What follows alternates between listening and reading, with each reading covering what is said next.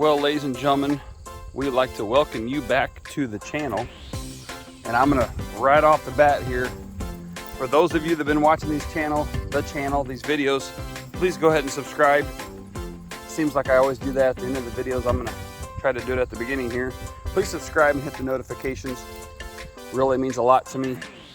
And a lot of the work that goes into making these videos and stuff like that just really shows, means a lot to me when you go ahead and subscribe to the channel there. Just helps me out and so forth. So anyways, we'll move on now beyond that. Today, as you've probably seen already in the little portions of the video here, I'm out here with Bella.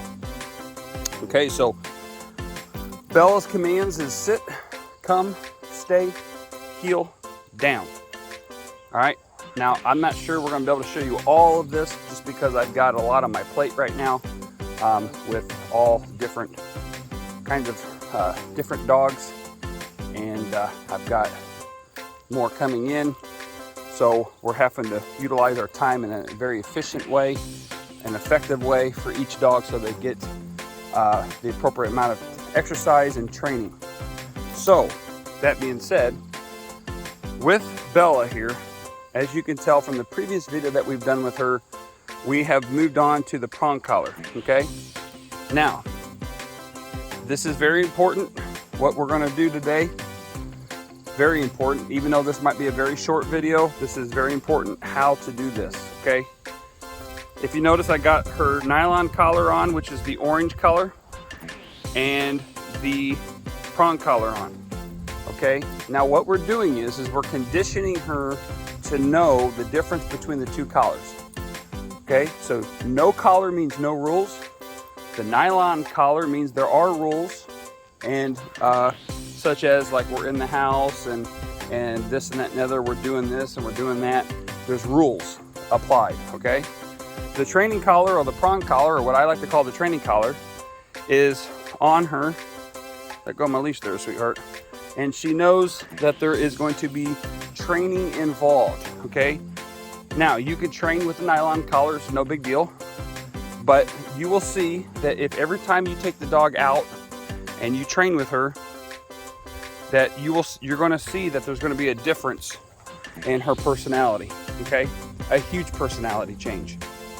And that's what we want. We want the dog to be able to identify what we're doing and the purpose of it, okay? Just like when you're in your home and you walk through the mudroom, the breezeway, you walk into wherever you have your leash, all of a sudden the dog sees you grab the leash and they know automatically we're going for a walk, right? They know that. They associate with what you're doing with what. Now, down the road, you know, your dog's 2 years old, it won't really matter at that rate, okay? The point is we're trying to discipline the dog and get the dog on a regular schedule so the dog knows what to expect, okay? Because they're creatures of habit, just as we are, and it helps them learn. And once you get a dog on a habit, it makes life so much simpler for you and for them because they know what to expect, they know what's happening, okay? All right, so let's just get into this. It's very simple exercise this morning, but it's very, very important, okay? What we're gonna do is to teach her the pressure on concepts. Now, we've already done this on just using the check cord, okay, and her nylon collar. But now that we're on the prong collar, to get her used to the pressure on, pressure off concepts, I'm merely going to apply pressure and say, come, okay? Good girl. That's it, right there, okay? Bella, come. Good girl. Okay, now what that's gonna allow me to do is she's gonna learn by doing that how to release the pressure, okay? How to release the pressure. So here we go. We're gonna say, Bella, come. Okay, simple. And I apologize for spinning on you guys, but she's spinning on me and I'm trying to keep her in the frame, okay? Now that's a sit, okay? When you get a situation like that and you're spending time with your dog, if they do a natural occurrence like that, do not let that slip through your fingers, okay? Right there, sit, good Bella, good sit, good sit. Now I could come behind her and apply pressure. Sit, good girl, sit, good girl, sit, good girl, Bella, good girl. Now come, there she goes. See that?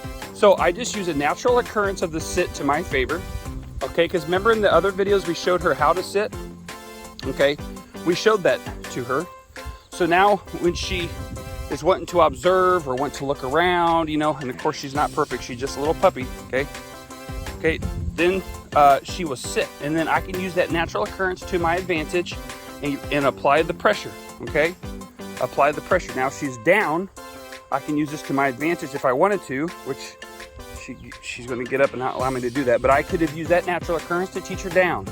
She's already there. I can show her what it looks like, give her the command, then the praise, okay? So again, she's in the sit position. I'm going to show her what come looks like. Bella, come. Good girl. That's a good girl. Okay, you see how easy that is, guys? It's all you're doing is applying pressure. Bella, come. There. And then you're teaching her what it looks like to have the pressure released.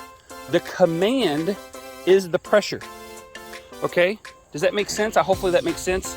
So when you say the command, that's the pressure. You're applying the pressure. So I will pull gently. Bella, come.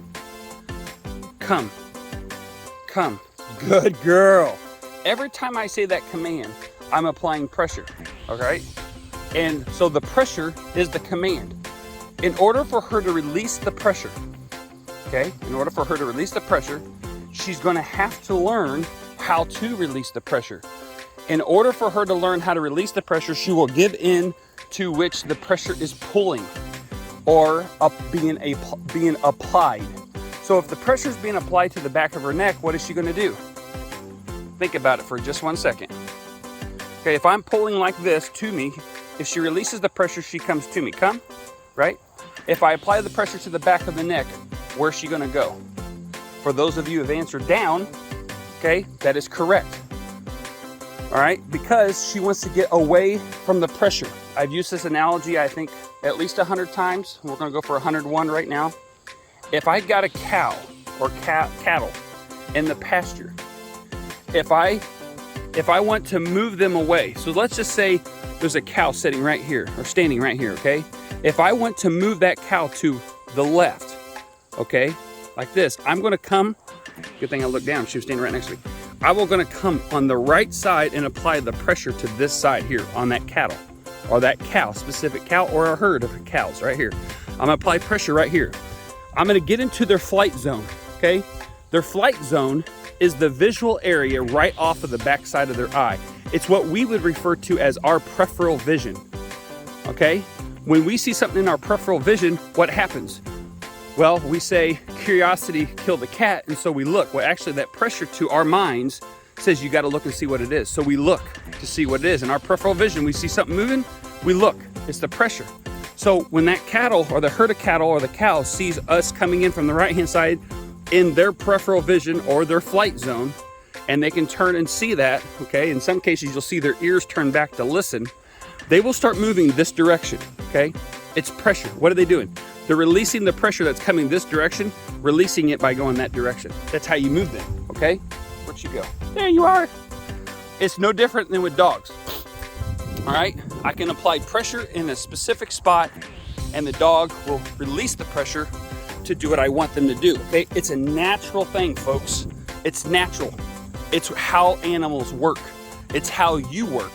It's how a lot of things work, is by pressure, okay? You could go into the weather. Things operate by pressure, all right? So it's natural. It's very natural. What the problem is we start looking at these prong collars and say those things look ridiculous and we shouldn't use them. Well, if you're not using it right, then yes, you're correct. You should not be using them if you don't know how to use them. But properly used, just like with any instrument, if you properly use it, okay, it works wonderful. Just like go and listen to a guy or a gal play a guitar. If they don't know how to play, you're not going to want to sit there and listen. But if they know how to play, okay, if they know how to use the instrument, you'll sit there all day and listen to them, right? It's no different than with our dogs. Our dogs, if we know how to use these instruments, they're going to want to learn with them because that's the natural way for them to learn, right? Okay, hopefully hopefully I didn't lose nobody there, okay? So we're gonna keep going here, okay? Come, now, what I'm going to do, what I'm about to do has got to be the hardest things for a lot of people to do. Okay, now stick with me here. Some of this is some of the hardest training for people to get, and that is to teach your dog to heel with the prong collar. Okay, to heel, come, to heel with the prong collar. This is how you do it. Come, and this is why we start with come first. Okay, see the direction she's going? I spin around, heel. Good girl, heel. Good girl. And we just go very slow, very slow. I turn back around, I tell her to come, Bella, come. Good girl, good girl. I get her on my left side. She's already used to the pressure of come, okay? And all I'm gonna do is I'm gonna keep it going, except I need you over here, sweetheart. That's right, that's right. We'll work with it, we'll work with it. She's behind me a little bit. There we go. Around, heel. Good girl, heel. Good girl, that's a good girl. Now, is she perfect on that? Absolutely not, okay? Let me take this leash off of her so she doesn't chew on it. Okay, we're gonna use the word okay for her release. Good girl, Bella. Okay, and that is how you do it, ladies and gentlemen. It's that easy, okay? You say, well, you make it look easy because you do that all the time. Well, I do it all the time, but it's that easy, okay? I've got a 5-year-old boy that could do it himself. Now, I've taught him how to do it, and now I'm teaching you guys how to do it. It's that easy, okay? You get them to come first. Now, you say, what do you do? Good potty, Bella, good potty. What do you do if you have a dog that just fights you and fights you and fights you and fights you? They do the death roll on you, okay? For those of you that don't know what the death roll is, it's for when crocodiles will grab something and they'll roll in the water to kill their prey and so forth and so on. There's other reasons why they do it, but we don't need to get into, I just use that for example. But they do the death roll, and they just roll like this and spin and just go absolutely insane. What that tells you and me, when I have a dog that does that, okay, there's no reason to fight them. There's no reason to make life miserable, okay? So what you gotta do is go back to the nylon collar and do what you're doing with the prong collar, just with a nylon collar, okay? And sometimes you have to involve a little bit of some food action, okay? But we cannot let that separate or determine, because what happens a lot of the times, the dog is gonna do that to tell you that they're the boss and not you, okay? So there's a situation in there that occurs that the dog is trying to take the control back into their hands and not, or their paws, and not your hands, okay? So if your dog is doing that, it probably would be best at that time, and you tried everything you can, it would probably be best at that time to take the dog to a professional trainer, because the professional trainer is going to be, they are going to step into the position of leadership like that dog needs, okay? And then once they get the dog going again, they could have you get involved with that situation and train you how to keep going, okay? Sometimes in that situation, you will need some professional guidance on that, okay? A lot of the times it has to do with your body language and your personality, not necessarily your personality, but your characteristics as far as your behavior with the dog. And you say, what do you mean by when you say that? Well, what I mean by that is this. If your position or your stance is a submissive behavior, or the way you're standing with that dog is a very submissive posture, there's the word I'm looking for right there, posture. Your posture is submissive, meaning your shoulders are down, you're kind of slouchy. In the dog world, or in the animal world, really, they're watching your position or your posture. And if you're presenting yourself to be submissive, they read that. And so then they will try to take control. So sometimes learning I just recently had a family come here, and that's what her issue was. The dog was literally running her over, almost literally. Like the dogs knocked her over. It was a boxer dog. And we did a training session with her. The dog literally, folks, was running her over, metaphorically and literally, okay? Like, I mean, and she's an older lady. So, and then the dog would tell her when she was going to go for a walk and how to go for a walk. So I had to teach the dog and teach the family, the lady, her posture was a very submissive posture, and the dog would tell her when and how. So in some cases, you know, you have to say, okay, we're going for a walk, and this is how we're going to do it. Okay, you're not being mean at all. By all means, we're not being mean. We're being a leader that the dog needs. Okay. Now let's say your dog is doing this situation. See how they lay down? Okay. Now I'm not too concerned about the dog biting on the leash right now. We'll correct that later. Okay. But if they would just lay down and not move, okay, you have to get in your mind that we are in control. We're the leader, okay? So we're just going to say, come, let's go. We're going to go, and we're going to go for a walk, okay? And sometimes they'll fight you on something like that. Again, if they fight you, there's a lot of different variables in that situation, like this right here, okay? Now, is this puppy really tired? Okay, is she truly tired where she doesn't want to work with me no more? Is she exhausted? Does she not want to do any more training? You say, what do you do in a situation like that when my dog does that? Okay, because I know a lot of people fight that. Their dogs will do that. Well, hey, Belle, come on. That's a good girl. You could try to get them fired up again, okay? You can try to have a tennis ball or something in your back pocket that you could get them fired up and get playing again, okay? Now, if the dog doesn't move, you have two things to decide. Yes, the dog is tired and doesn't want to train anymore, or the dog's trying to take control of the situation. Okay, my advice to you in that situation is err on the side of caution. All right, err on the side of caution. So then you could use the terminology. You say, okay, we're done. Release the dog in the command. Say, okay, we're done. And then just nonchalantly go about your business and see what happens. Okay, if your dog gets back up and is raring to go because you just released it, then you know that the dog is calling your bluff and trying to take control of the situation. Okay, so a lot of information there. Hopefully that was helpful for a lot of folks. Okay, see how she released the pressure? She was trying to walk away from me. Okay, come.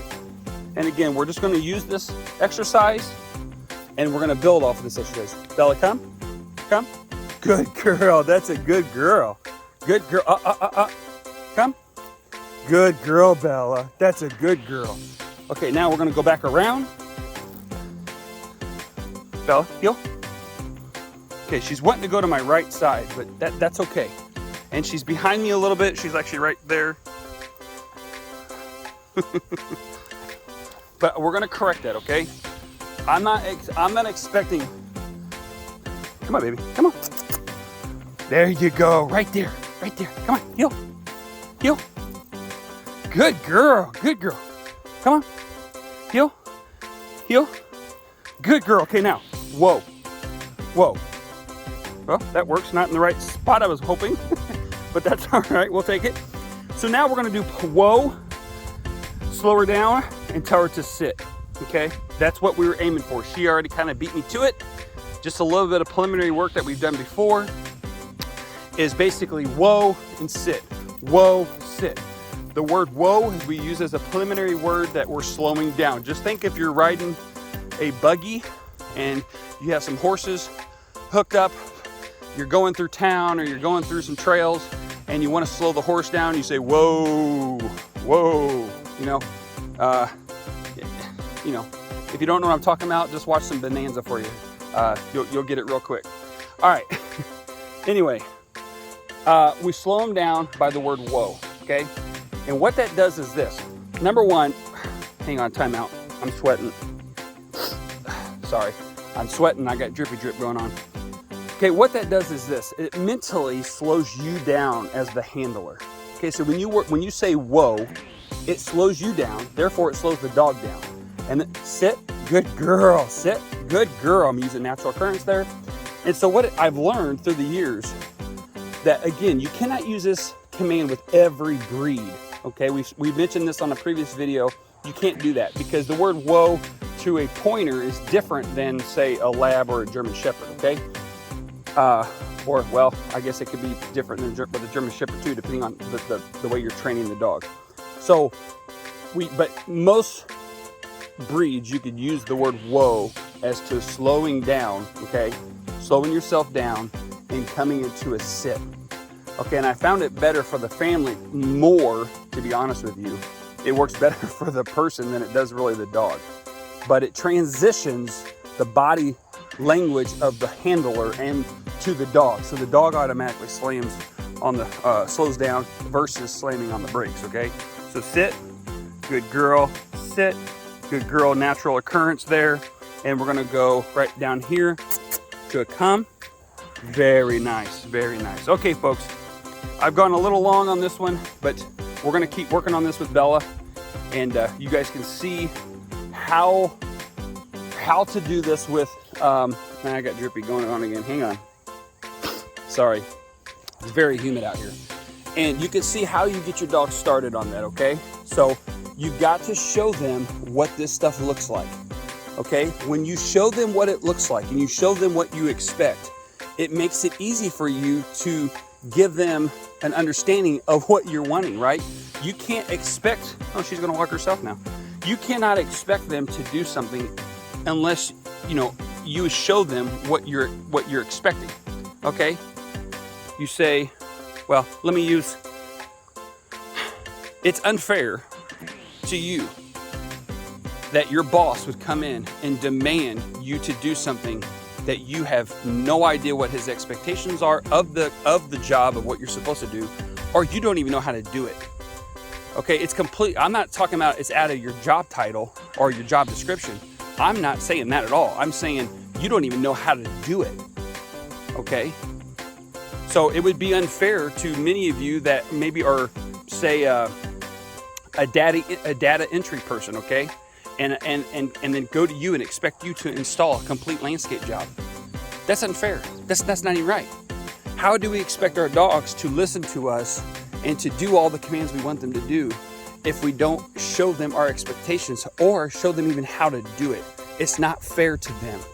Okay, so when we get a dog in and we let the dog have complete reign of the home and we expect that dog just to do what it's supposed to do and we never taken the time to show them, who's being the good person here? Who's doing right by some other person, for the lack of a better term of saying that?